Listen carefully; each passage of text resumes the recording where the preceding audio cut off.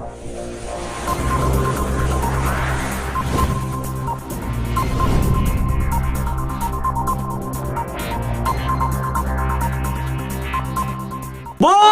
बोला शंकर भगवान की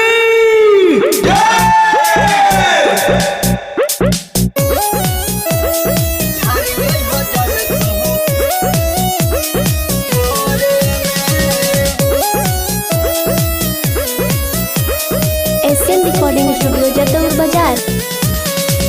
कैसे के जाए सैया हम बाबा धाम हो, जरता पैर हमर लागता घाम हो, जरता पैर हमर लागता घाम हो।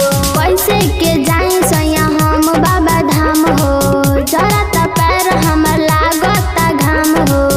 बिजी रहुआ रहतानी खेतवा के कोड़े में धली हलो टरानी झोरे में धारियो हो जल तू भोरे में। धली हलो टरानी झोरे में धारियो हो जल तू भोरे में।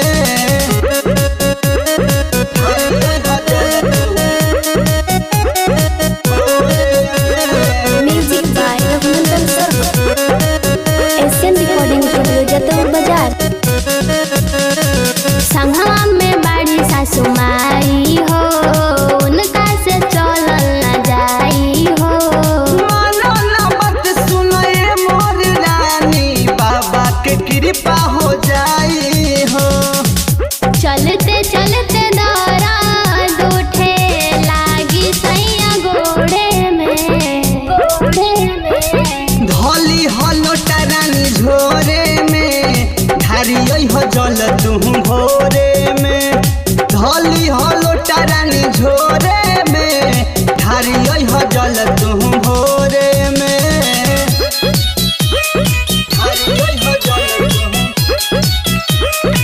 भोरे में।